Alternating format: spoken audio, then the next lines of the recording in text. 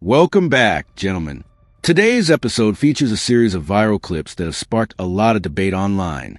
We'll look at the stories being shared, break down the decisions behind them, and separate emotion from reality. Let's get into it. So I'm going to talk about something that's a little bit personal, but I think it's going to resonate with a lot of you guys, especially if you're an ambitious young woman in her 30s or even her late 20s, and you just happen to be in the dating market.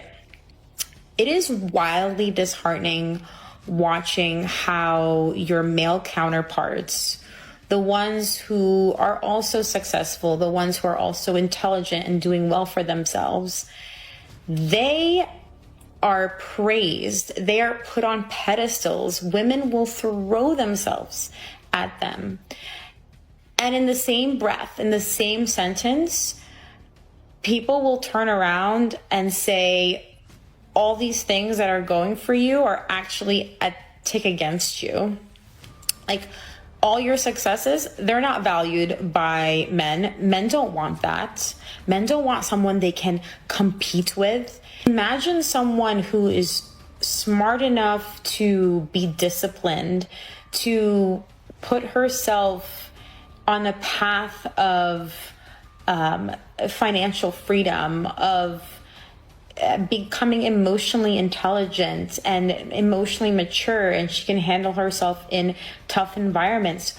Wouldn't you want someone like that who is on your side, who will build for you a family that will be solid? One of the biggest debates in modern dating is that men and women are often judged on different qualities. Some people argue that financial success and achievement matter more for men, while traits like warmth, compatibility, and family-mindedness are valued more in women. Others see those expectations very differently. Career success isn't automatically a problem. The real question is whether someone still has the time, energy, and relationship skills to build a healthy partnership alongside it. At the end of the day, success alone doesn't guarantee a strong relationship. Most people are looking for someone they enjoy building a life with, not just someone with an impressive resume. That's why balance matters more than any single accomplishment. So he's like, why aren't you interested in me? Like, my finances are good. I've been liking you for a while. And I've been pursuing you for a while. Why aren't you giving me a chance?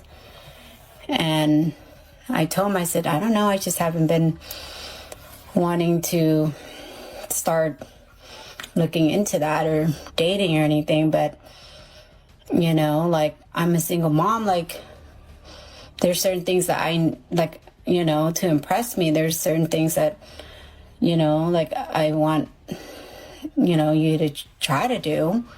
Like, I'm not about going to have dinner or go watch a comedy show or nothing like that.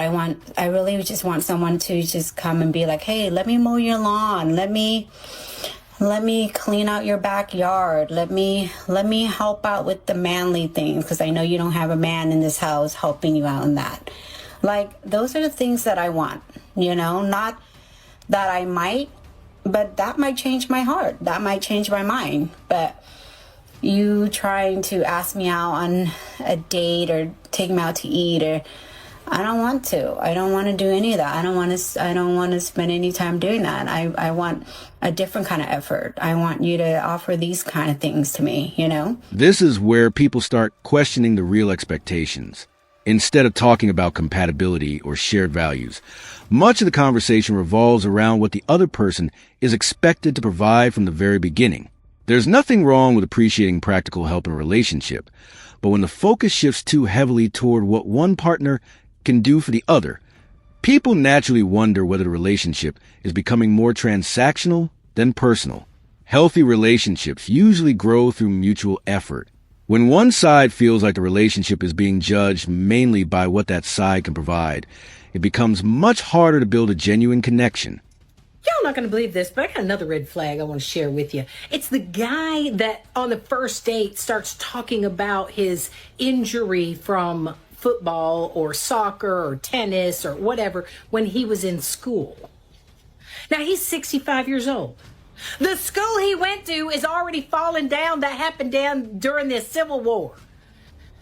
So he's still talking about an injury from when he played football. That red flag means you are going to be listening to old stories nonstop about 45 years ago for the rest of your life or while you're in a relationship with him. You really want to? Do you want to reminisce about something that happened 45 years ago that was so insignificant?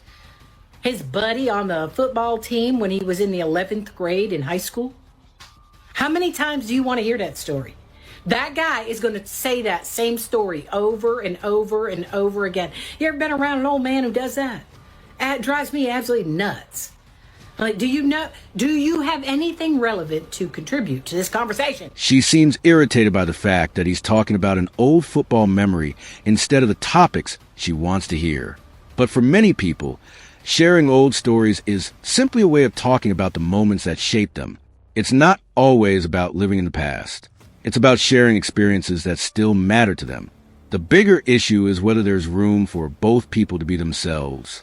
If someone feels they have to filter every conversation to avoid being judged, building a real connection becomes much harder. That's why compatibility isn't just about attraction. It's also about being able to enjoy each other's conversations without constantly feeling criticized. I had surgery this morning. All is good with that. He's on his way home. But it was a really uncomfortable time because my ex-husband and I were in the same waiting room waiting, and we were fine. We just ignored each other. Not really ignoring each other, but just didn't talk, which is always weird. But what really struck me was after the surgery, we're waiting for him to recover, and that all the instructions were being given by the nurse. And I knew that my son was going to go home with his dad because he's still in the childhood home. So he's still in the house that the boys grew up in. And it was weird to not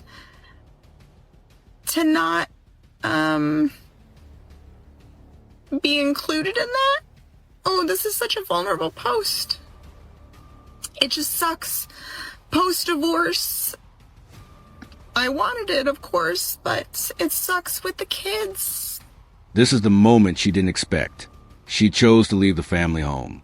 But when it came time for the child to return from the hospital, the familiar house still represented stability and routine. For a child, those things often matter more than a fresh start. That's why this moment hits so hard. The decision to leave didn't just change your life. It changed where the child felt most at home. In the end, the biggest advantage isn't who left or who stayed. It's who can provide the most stable environment for the child moving forward.